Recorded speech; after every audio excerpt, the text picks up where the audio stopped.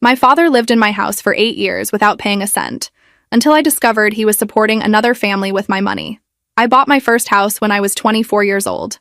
Let me tell you, that fact still makes me proud, even after everything that happened. I worked 2 jobs for 3 years straight, saved every penny I could, skipped vacations, drove a car that was older than me, and ate more ramen than any human should consume in a lifetime. But I did it. The day I got those keys, I stood in the empty living room and cried like a baby. It was mine. All mine. The house hunting process had been brutal. I must have looked at 30 different places before I found this one. Most were either too expensive, too run down, or in neighborhoods that made me nervous. When I first walked into this house, I knew it was the one. It wasn't perfect. The carpet was ancient and stained. The kitchen cabinets were from the 70s. There was a weird water stain on the ceiling in the master bedroom that nobody could quite explain, but it had good bones. 3 bedrooms, 2 bathrooms, a backyard that was mostly weeds but had potential. And most importantly, I could afford it. The closing process took forever. There were inspections and appraisals and so much paperwork I thought my hand would fall off from signing things. The bank wanted to verify every aspect of my financial life. But on a Tuesday afternoon in March, I sat in a lawyer's office and signed my name about 100 times, and then someone handed me a set of keys. Just like that, I was a homeowner. My parents lived in this sad little apartment across town. The place was falling apart, literally. The landlord kept raising the rent, but wouldn't fix anything.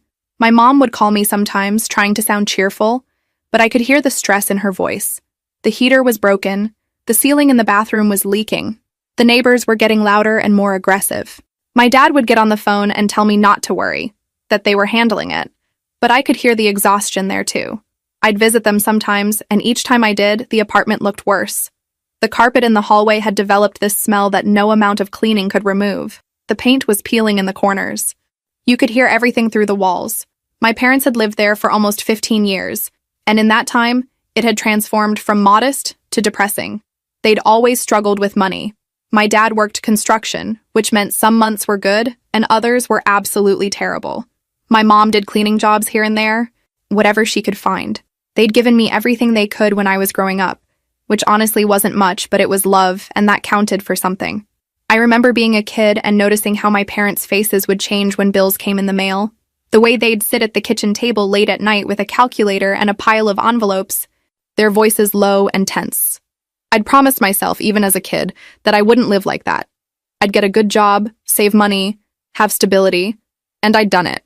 So when I bought my house, this 3-bedroom place with a decent yard and a garage that actually closed, I knew what I had to do.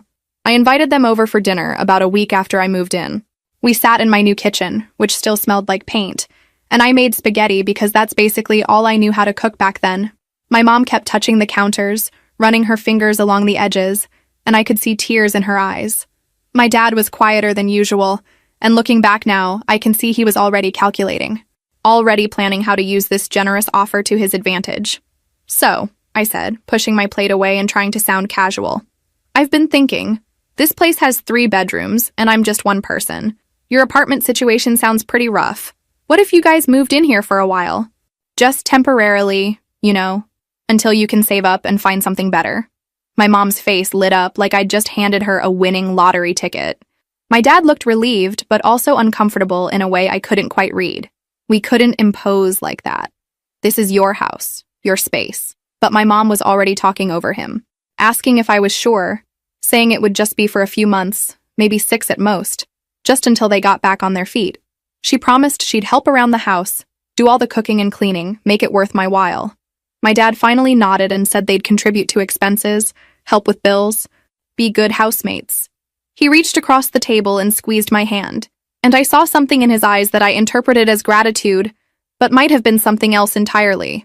We'll only stay until we can afford something better, he said. I promise we won't overstay our welcome. I should have gotten that in writing. I should have set boundaries. I should have established a timeline with actual dates. But I was 24 and optimistic and genuinely wanted to help my parents. So I just smiled and said, of course I'm sure. You're my parents. We're family. Famous last words. They moved in 2 weeks later. My mom brought her plants and her collection of ceramic angels. My dad brought his tools and a bunch of boxes I never saw him open. They took the bedroom at the end of the hall, the one with the best natural light. My mom did start helping around the house, She cooked dinner every night, kept everything spotless, did laundry without being asked. My dad mowed the lawn and fixed a loose railing on the porch. For the first few months, it felt good. It felt right. There was something comforting about coming home to a house that felt lived in. My mom would wait up for me when I worked late, would have leftovers warming in the oven. My dad would help me with home improvement projects on weekends. For those first 6 months, I congratulated myself on making a good decision. But the 6-month mark came and went with no mention of them moving out. Then it was a year. My dad was still working construction, bringing home paychecks that varied wildly. Some months he'd hand me $300, some months nothing. The temporary arrangement didn't have an end date. Not really. My mom would mention finding their own place, but it was always vague. Once we save a little more, she'd say. After the holidays. When the market settles down. My dad never brought it up at all. But here's the thing about temporary arrangements that don't have boundaries. They become permanent without anyone actually deciding that's what they want. My dad did contribute to expenses at first. He'd hand me some cash every month, never quite enough to cover utilities and food, but something. My mom never gave me money directly, but she'd buy groceries sometimes and insisted that counted. I was making decent money by then, working as a project coordinator at a small tech company, so I told myself it was fine. The years passed faster than I expected. I was 25, then 26, then 27. I dated a few people, but nothing serious. It's hard to bring someone home when your parents are there watching television in the living room at 9 on a Friday night. One guy I dated for a few months called it quits after the 5th time he came over, and my dad cornered him with questions. Another just slowly stopped calling. My friends started buying their own places, getting married, having kids. I was still living with my parents, except it was my house and I was the one paying for everything. They'd invite me to housewarming parties and engagement celebrations, and I'd show up with a smile and pretend everything was fine. By the time I was 30, the reality had fully settled in. My dad's contributions had gradually decreased until they stopped altogether. He always had an excuse. Work was slow. The truck needed repairs. He'd had to help out his brother. My mom would look embarrassed when he made these excuses, but she never contradicted him. I started resenting little things. The way my dad would leave his work boots in the middle of the hallway. How my mom would rearrange my kitchen cabinets without asking. The fact that I couldn't walk around in my underwear in my own house. The way they'd have the television on full volume until midnight. I felt guilty for resenting them, which made me resent them more. When I was 32, 8 years after I'd bought the house, I calculated how much money I'd spent supporting all 3 of us. I sat down one Sunday with 8 years of bank statements and a spreadsheet. The number made me physically sick. $87,000. I could have traveled the world. I could have invested that money. I could have had a different life. But I didn't say anything, because they were my parents, and what kind of daughter throws her parents out? That's what I told myself. That's what kept me silent for longer than I should have been. That's what my dad was counting on. The first time my dad asked for money, I didn't think much of it.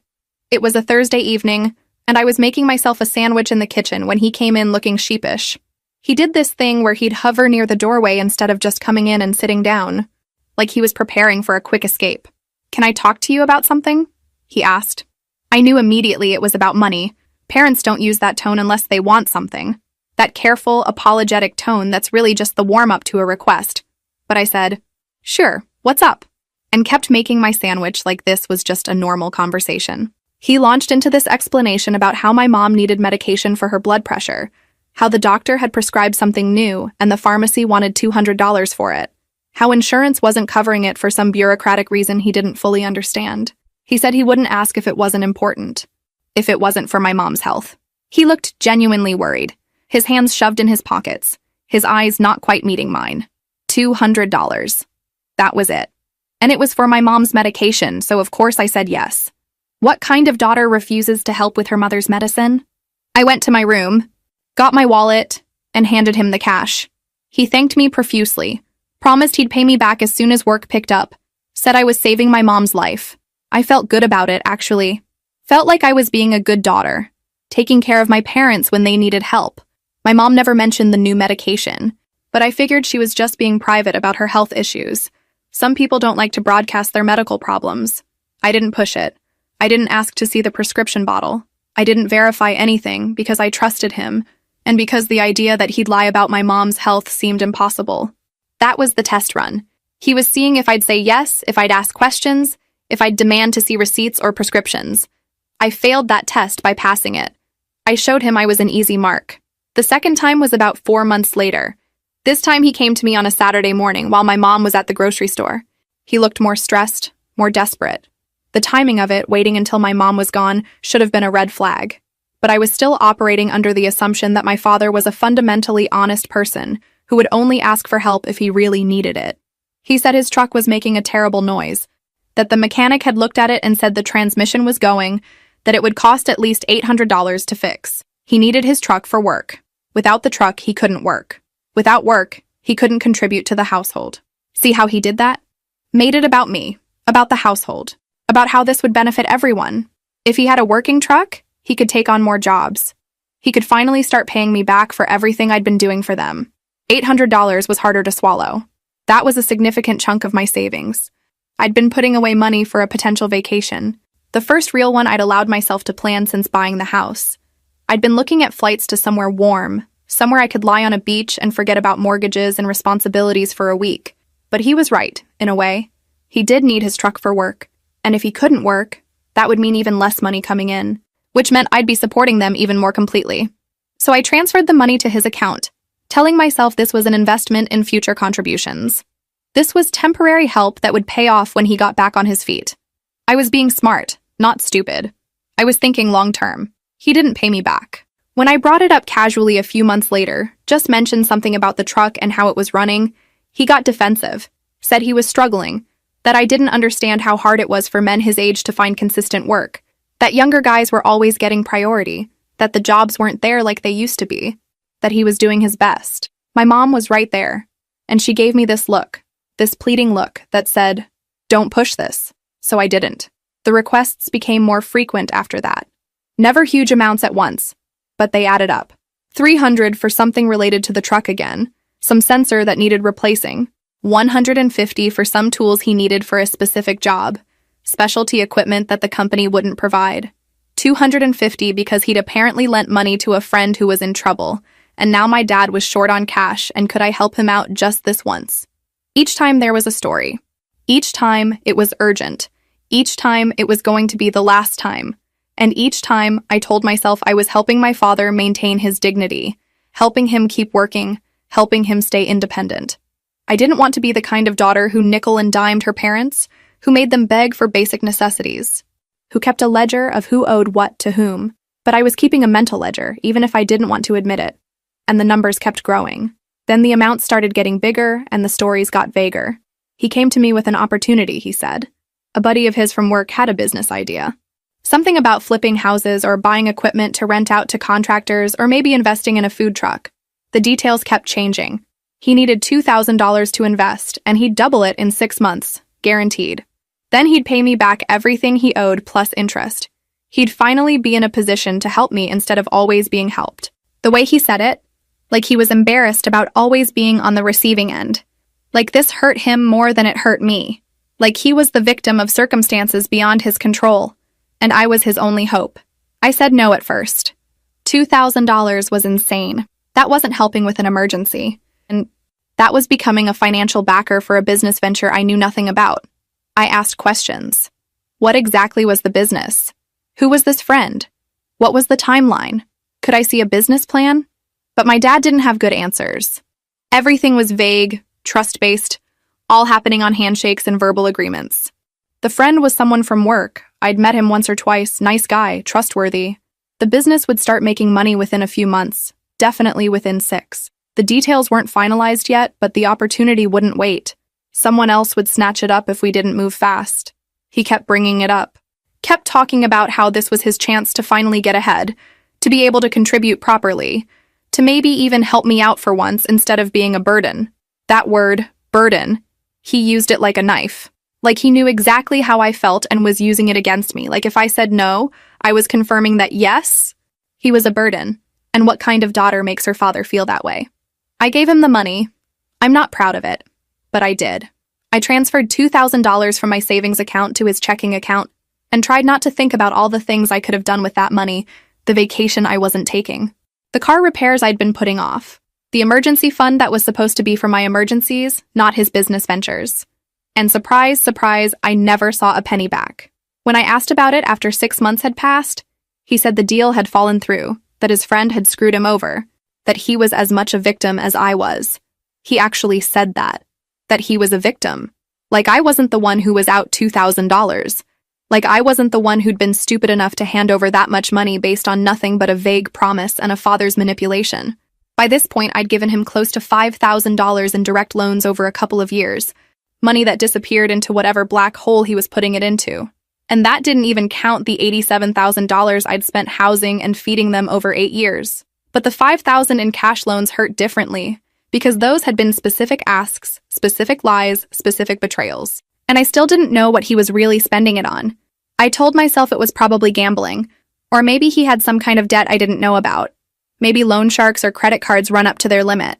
I actually hoped it was something like that. Something stupid but explainable. Something that would make sense of why he needed so much money so often. The worst part was my mom. She knew he was asking me for money. She had to know. But she never said anything about it. She'd just get quieter when he made his requests, would find reasons to leave the room. Sometimes I'd catch her looking at me with this expression I couldn't read. Guilt? Pity? Fear? I wanted to ask her about it, wanted to pull her aside and demand to know what was going on, but I never did.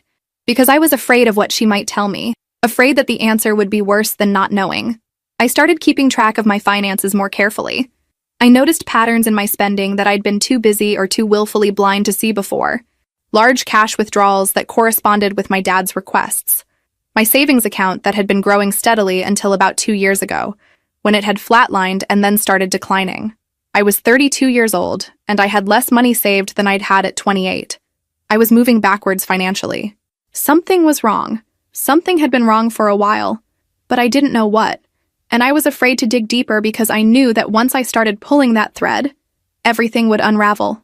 The changes in my dad's behavior were subtle at first, the kind of thing you notice in retrospect but don't register in the moment. He was around less. He'd always had irregular work hours because of construction, but this was different. He'd leave early in the morning and sometimes not come back until late at night. When I asked about work, he'd give vague answers. Big project across town, overtime, weekend shift, commercial building that had to be done quickly. They were shorthanded and he was picking up extra hours. The stories were always plausible. I worked in an office where schedules were predictable and shifts were the same every week. I didn't understand construction work. For all I knew, this was completely normal. People who worked with their hands probably had irregular schedules. Long days. Unexpected overtime. I had no reason to question it except for this growing feeling in my gut that something was off. My mom stopped asking where he was. That's what I noticed most. She'd always been the one to track his schedule, to know when he'd be home, to have dinner ready at the right time. She'd call him if he was late, ask if he was okay, check on him. But she stopped. She'd make dinner for the two of us, and we'd eat in silence, and she'd put his plate in the refrigerator without comment. Without even asking when he'd be home. I started paying attention to the little things. The way she'd flinch slightly when his truck pulled into the driveway. How she'd excuse herself to their bedroom when he came home, saying she was tired or had a headache or just needed to lie down. The fact that they barely spoke to each other anymore, and when they did, it was purely functional. The water bill came.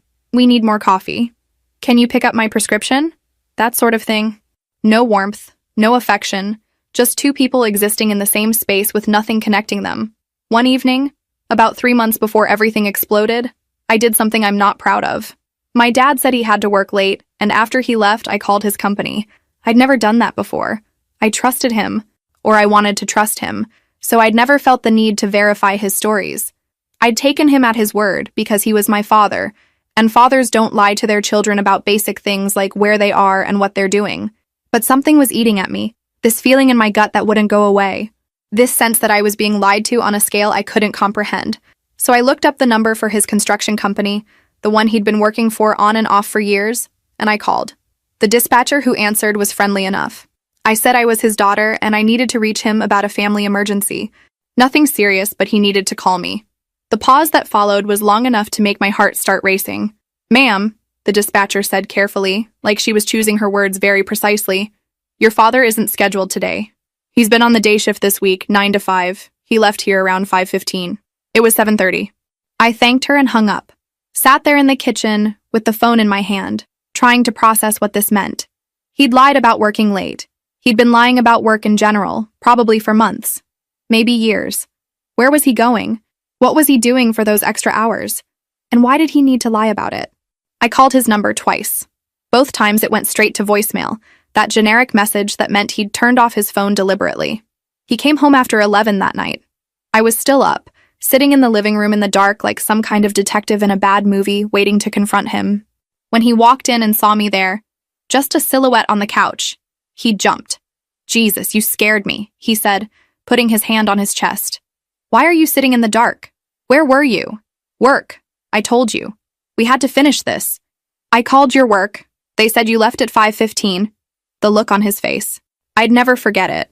First confusion, like he couldn't understand what I was saying. Then panic, raw and undisguised. Then this cold calculation as he figured out what to say. What story would work? What lie would get him out of this? I watched him go through all 3 stages in the span of about 5 seconds. He went with offense as defense, which should tell you everything you need to know about his character. "You're checking up on me now? Calling my work? Verifying my schedule? I'm a grown man. I'm your father. I don't need to report my every move to you. This is exactly why I needed some space. You lied to me." "Where were you?" "I stopped for a drink with some guys from work." "Is that a crime? Am I not allowed to have a life? To decompress after a hard day? I'm sorry if I need an hour or 2 to myself before coming home to this interrogation." I didn't believe him, but I also didn't have proof of anything else. What was I going to do? Follow him? Install a tracking app on his phone? Hire a private investigator? It all seemed so dramatic, so paranoid. Maybe he really had just gone for drinks. Maybe I was overreacting. Maybe this was what happened when you lived with your parents as an adult. You started treating them like children who needed surveillance and accountability. I was exhausted, and the fight went out of me as quickly as it had come. "Fine," I said. "I'm going to bed." But I wasn't fine, and things weren't fine, and I'd just let him know that I was starting to pay attention, which meant he'd have to be more careful. I tipped my hand without gaining any useful information, and I knew he'd use that against me somehow. I started noticing more after that. The way he was particular about his phone, never leaving it unattended, always taking it to the bathroom with him, sleeping with it on his nightstand and waking up if it buzzed, how he'd started dressing better on work days, wearing cologne I'd never smelled before, taking extra time with his appearance. These weren't the actions of a man who spent his days on construction sites. These were the actions of someone who was meeting people who mattered to him, someone he wanted to impress. The fact that his paychecks, the ones he occasionally showed me as proof he was working, didn't match up with the hours he claimed to be putting in. If he was working overtime multiple nights a week, the paychecks should have been bigger. But they weren't. They were average, sometimes even below average, which meant either he wasn't working the hours he claimed, or he was getting paid cash under the table and hiding it from me. Either option was bad. My mom knew something. I became certain of that. I'd find her just sitting sometimes, staring at nothing, and when I'd ask if she was okay, she'd startle like I'd woken her from a nightmare, like she'd been somewhere else entirely, somewhere dark and frightening. She started having trouble sleeping. I'd hear her moving around the house at 3, 4 in the morning. The creak of floorboards, the sound of cabinets opening and closing, water running in the sink. One time I got up to check on her and found her in the kitchen, just standing there in the dark, crying silently.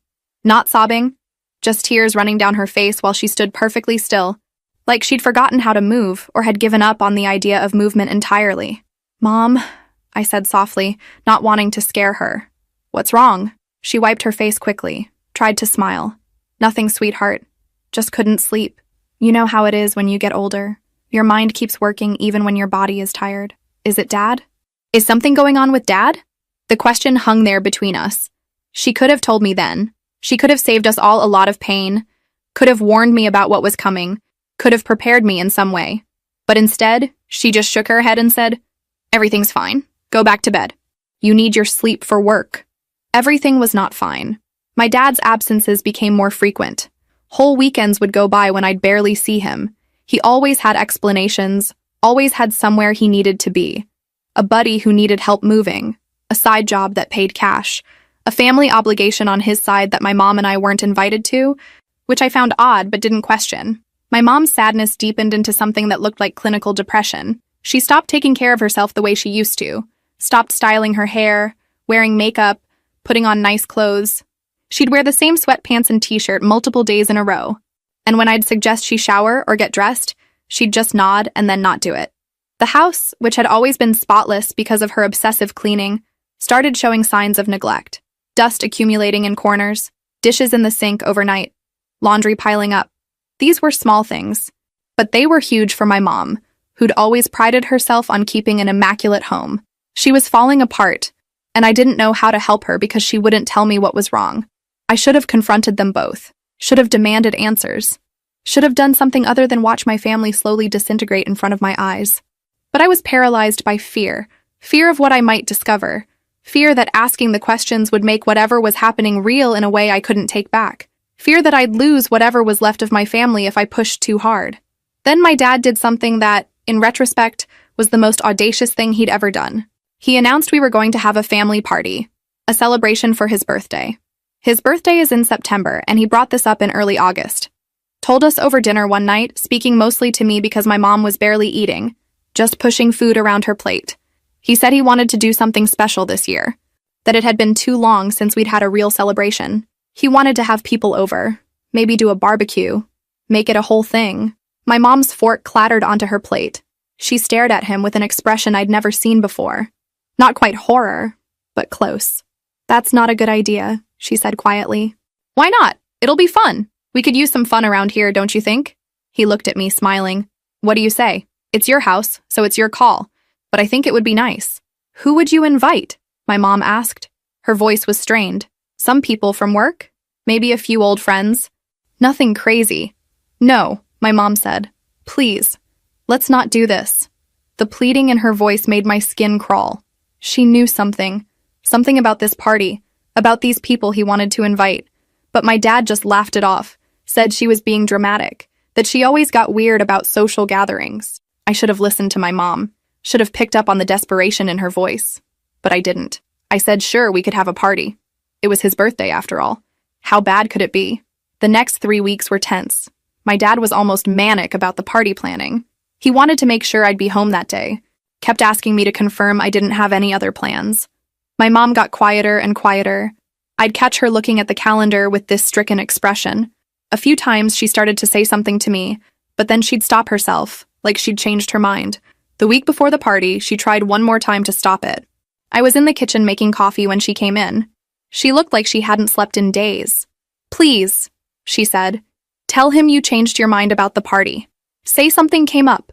Say anything." "Mom, what's going on? Why don't you want him to have a birthday party?" She opened her mouth, closed it, opened it again. I watched her struggle with something, some decision about whether to tell me whatever she knew. In the end, she just shook her head. "Nothing, never mind. I'm just being silly." But she wasn't being silly. She was being terrified. The morning of the party, my mom was up at dawn. I heard her in the kitchen, the sounds of pots and pans, running water. When I came out around 7, she'd already made enough food for 20 people. Potato salad, coleslaw, pasta salad, a tray of brownies. Her hands were shaking as she worked. "Mom, you didn't have to make all this." "It's fine." I wanted to. Her voice was flat, emotionless. My dad was in an unusually good mood. He was whistling while he set up chairs in the backyard, checking his phone constantly. Every time a text came in, he'd smile. It should have been nice, seeing him happy. Instead, it felt wrong, performative. The guests were supposed to arrive at 2 in the afternoon. At 1:45, I was in my room getting dressed when I heard my mom crying. Not quiet crying. Deep, broken sobs that sounded like they were being torn from her chest. I rushed to her bedroom. She was sitting on the edge of the bed, still in her pajamas, her face in her hands. "Mom, what is it? Are you sick? Should I call someone?" She looked up at me with red, swollen eyes. "I'm so sorry," she whispered. "I'm so sorry." "Sorry for what?" "Mom, you're scaring me." Before she could answer, we heard a car pulling up outside. Then another. My dad's voice loud and cheerful, greeting someone. My mom's whole body went rigid. "I can't do this," she said. "I can't watch this happen." "Watch what happened?" But she just stood up, moving like someone in a trance, and walked past me toward the living room. I followed her, completely lost, my anxiety climbing with each step. We got to the living room just as my dad was opening the front door. A woman stood there, attractive, maybe in her mid-40s. And behind her, 3 kids. A teenager, maybe 16 or 17, and 2 younger ones, probably around 10 and 8. 3 kids. Not one, not two. 3 whole human beings he'd created and raised in secret. 3 children who had birthdays and report cards and soccer games and Christmas mornings. 3 lives built on my money while I worked myself into exhaustion paying for his lies. I looked at my mom. She was staring at them with absolute resignation, like she was watching her own execution and had already accepted it.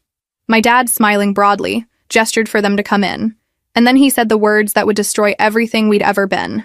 Everyone, I want you to meet my other family. The world tilted. I actually felt dizzy, like the floor had dropped away beneath me.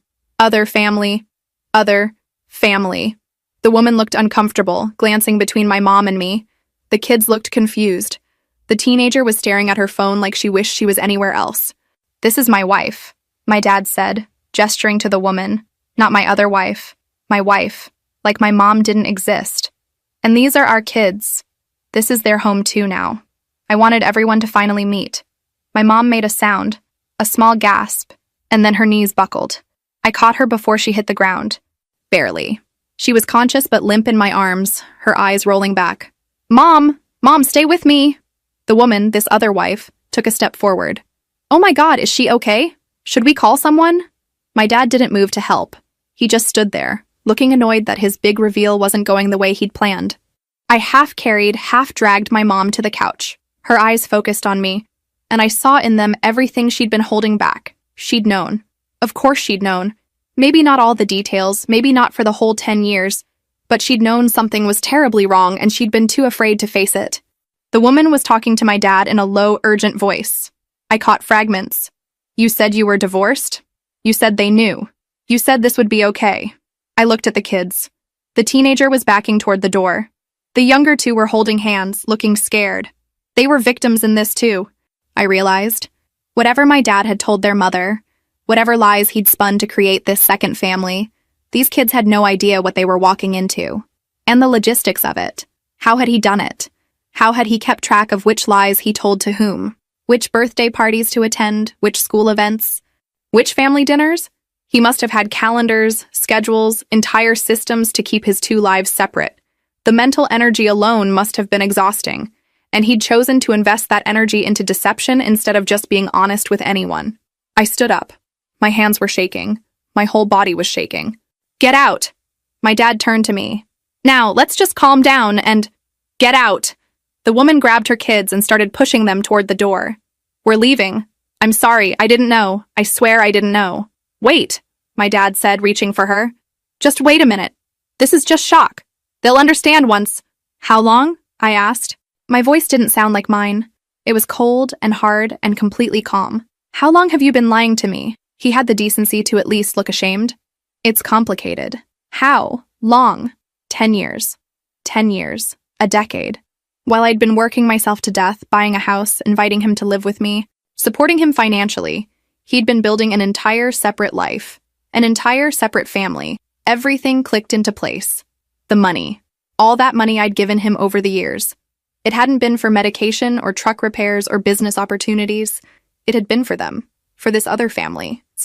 I'd been funding my father's double life without even knowing it. The money, I said. All the money I gave you. It was for them, wasn't it? He didn't deny it. Couldn't deny it. The truth was written all over his face. My mom had pulled herself up on the couch. She was staring at my dad with an expression of absolute loathing. I'd never seen her look at anyone like that before. Tell her, my mom said. Her voice was stronger now, like fainting had somehow given her the strength she'd been missing. Tell her everything. Tell her how you've been living 2 lives, playing house with your mistress while your real family paid for everything.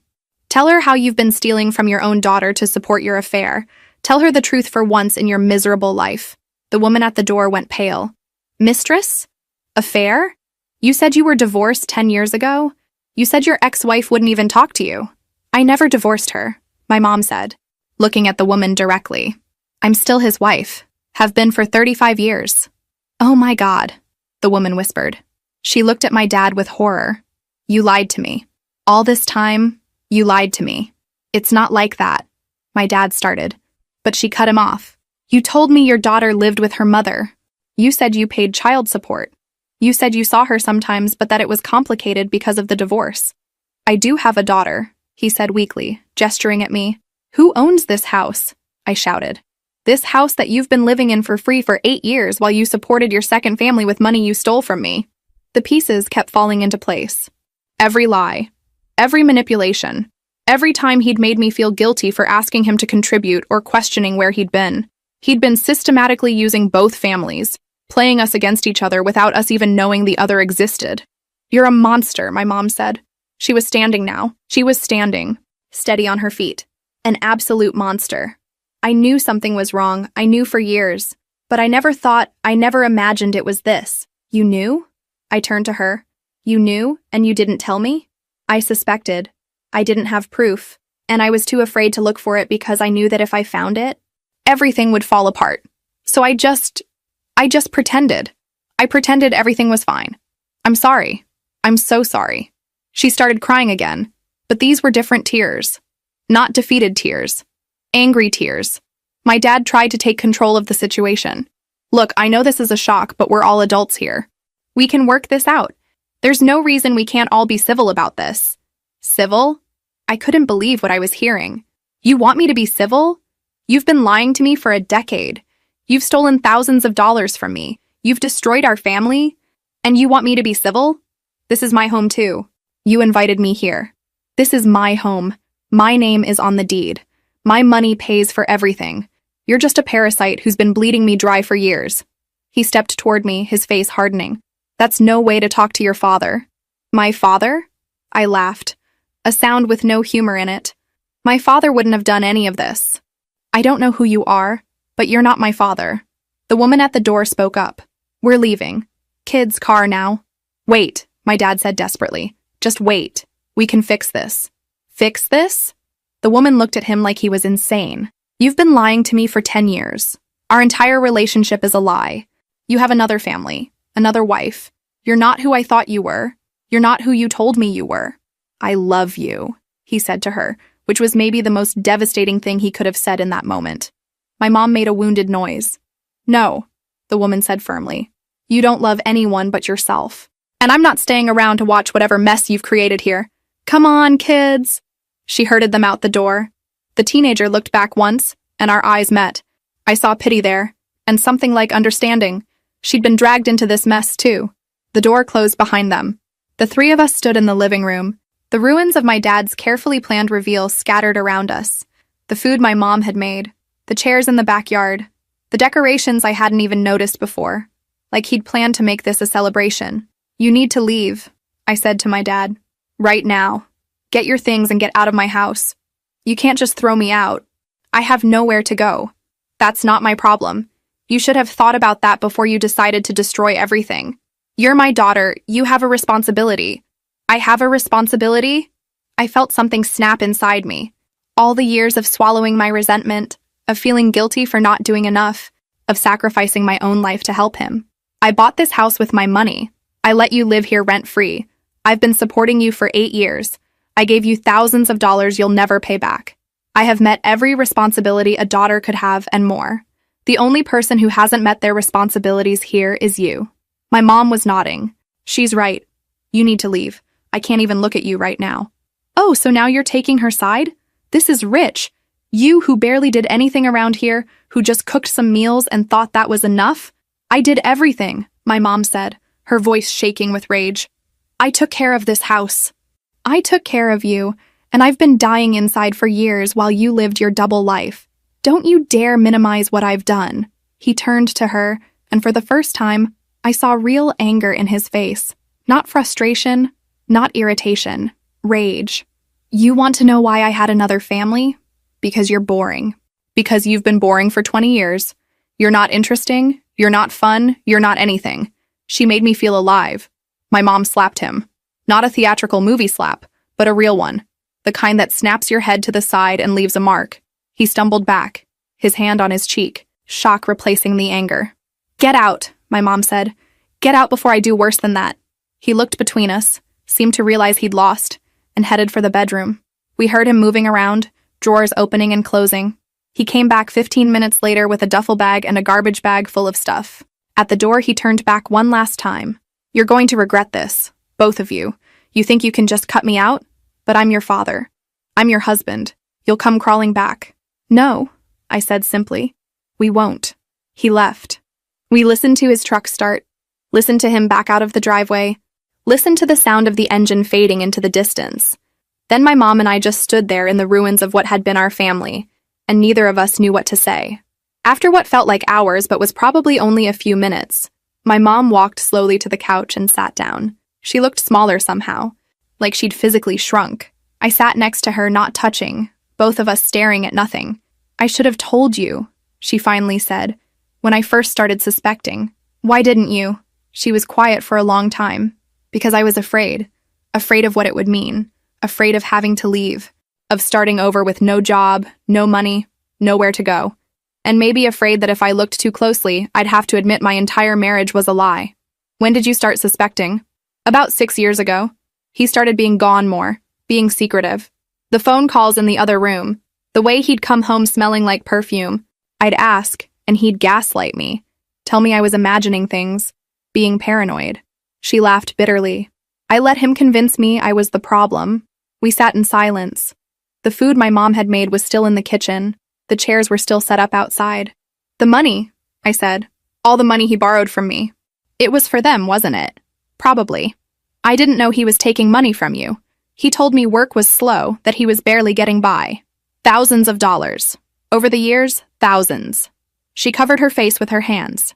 I'm so sorry. Don't. It's not your fault. It's his fault. All of it. My phone buzzed. A text from an unknown number. I'm sorry you had to find out this way. He told me he was divorced. I had no idea. I'm leaving him. It was from her. The other woman. I showed the text to my mom. At least she has some decency, my mom said. What are you going to do? Divorce him, obviously. But beyond that? I'm 60 years old. I haven't worked a real job in decades. I don't have any savings. You can stay here, as long as you need. I can't keep mooching off you. You're not him. You actually help around here. And honestly, after what we just went through, I could use the company. She started crying again, reaching for my hand.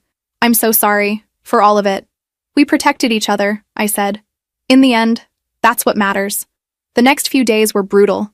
My dad called and texted constantly from numbers I didn't recognize. At first apologetic, then angry, then desperate, then threatening. I blocked every number. He'd call from a different one. My mom got the same treatment. She blocked him as well. He showed up at the house once, banging on the door at 10 at night. My mom called the police. They made him leave and told him if he came back, they'd arrest him. He screamed at us from the street, said things I'd never heard him say before. After the police escorted him away, my mom and I sat in the locked house with all the lights off, holding each other. I never knew he had that in him, my mom whispered. That rage. He's losing control. He thought we'd fall apart without him. The doorbell rang. We both jumped. But it was just a delivery. We laughed at ourselves, but it wasn't really funny. I started digging into our finances more seriously. I pulled up every bank statement from the past 8 years, highlighted every cash withdrawal, every transfer, every expense that I couldn't account for. The total was staggering, close to $9,000 in direct requests. But beyond that, there were all the household expenses I'd covered alone for years. Mortgage payments, utilities, property taxes, groceries for 3 people when only one person was contributing, insurance, repairs. If I factored all of that in, I'd probably spent over $100,000 supporting him. $100,000 for someone who was using me to fund his affair? I showed my mom the numbers.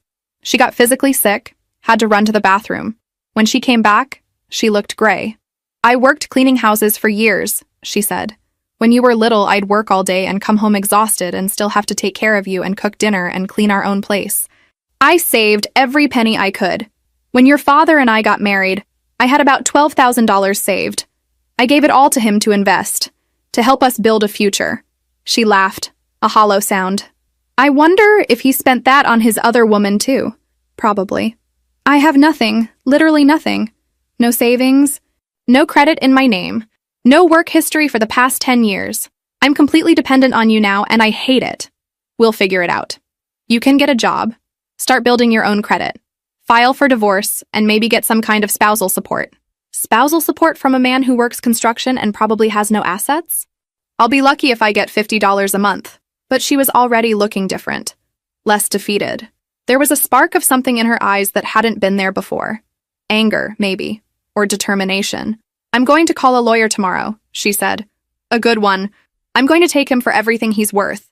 Which isn't much, but it's the principle of the thing. Good. And I'm going to get a job. Any job. I don't care if I'm bagging groceries or cleaning toilets. I'm going to support myself. I'm going to prove that I don't need him. You never needed him. I thought I did. That was the problem. He convinced me I couldn't make it on my own, that I was too old, too unskilled, too whatever. But you know what? I'm 60 years old and I'm done being scared. We sat up talking until 3 a.m, making plans, discussing options, trying to figure out how to rebuild our lives. It felt good, having a plan, having a purpose beyond just surviving.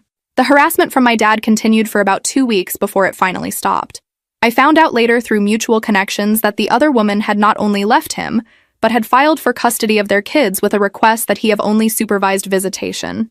Apparently, she was terrified he'd been lying to her about other things too, and she didn't trust him alone with the children. He'd lost both families in one day. By trying to have everything, he'd ended up with nothing. I should have felt vindicated. I should have felt like justice had been served. But mostly I just felt tired and sad. Sad for the father I thought I had, who'd never actually existed. Sad for my mom, who'd wasted decades on someone who didn't value her. Sad for those kids who were innocent victims in all of this. My mom got a lawyer. The divorce proceedings started. Because they'd been married so long and my mom had no income, she was entitled to spousal support, though it wasn't much. The lawyer also went after him for the money he'd taken from me, classifying it as fraud. We'd probably never see most of it back, but the lawyer said there was a chance we could get a judgment against him. More importantly, my mom got a job. Just part-time at first, working at a local bakery. She came home after her first day with flour in her hair and a tired smile on her face. It felt good, she said. Earning my own money, being out in the world, talking to people who don't know anything about our mess. I'm proud of you. I'm proud of me too. For the first time in a long time. We started going to therapy, both individually and together. Turned out we both had a lot to process. My therapist talked about codependency, about how I'd taken on a caretaker role that wasn't healthy, about boundaries. The first few sessions, I just cried. Couldn't even form words, just sat there sobbing while this patient woman handed me tissues and waited. When I could finally talk, I kept saying, "How did I not see it? How was I so stupid?" And my therapist would gently correct me. "You weren't stupid. You were trusting. Those are different things." And he exploited that trust systematically. My mom's therapist focused on her lost sense of self, on rebuilding her identity outside of being someone's wife. She told me once, after one of her sessions, the therapist asked me what I liked to do, and I couldn't answer. I've spent so long being his wife that I don't know who I am without that. It broke my heart. The house felt different without him in it. Lighter. My mom reorganized his old bedroom into a craft room. She'd always wanted to get into quilting, she said, but had never had the time or space. Now she had both. I started dating someone seriously for the first time in years. Someone I'd met at work who knew nothing about my family drama and saw me as just me. It was refreshing. It was freeing. His name doesn't matter. But what matters is that on our third date, I told him everything. Just blurted it out over dinner because I couldn't stand the idea of building something on anything less than complete honesty. I watched his face as I talked about my dad's double life, about the money, about the devastation. I waited for him to make an excuse and leave. Instead, he reached across the table and took my hand. "That sounds incredibly hard," he said. "Thank you for trusting me with it." No judgment. No shock value questions. Just acceptance. I almost cried right there in the restaurant. About 8 months after everything had happened, I ran into someone from my dad's old construction crew at the grocery store. We made awkward small talk, and then he said something that made everything feel worth it. "Your dad's living in a room above a gas station now, working there part-time. His girlfriend left him high and dry, took the kids and moved 2 states away. Heard he's pretty bitter about it." I should have felt triumphant. I should have felt like he got what he deserved. But I just felt hollow. This man who'd hurt us so badly was now alone and struggling.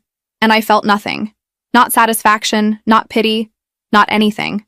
"That's too bad," I said, which was the most neutral thing I could think of. At home, I told my mom what I'd heard. She was working on a quilt, her fingers moving carefully through the fabric. "Good," she said simply. Then, "No, not good. I don't wish him harm, but I don't wish him well either. I'm just indifferent. Is that wrong?" "I don't think so. I think it means we're healing. I think you're right. The divorce was finalized a year after that party. My mom was legally free.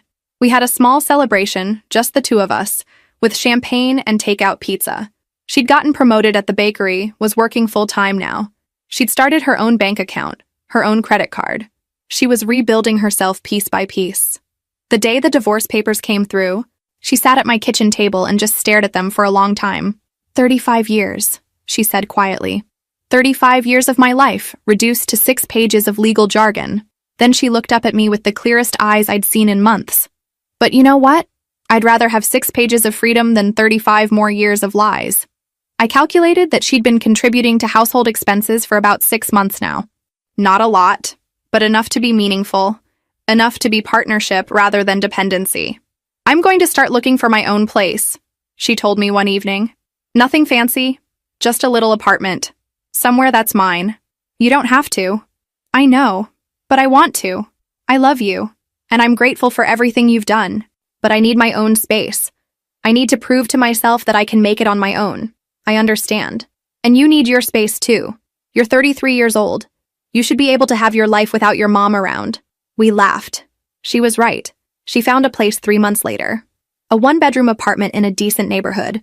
Close enough that we could still see each other regularly, but far enough that we both had our own lives.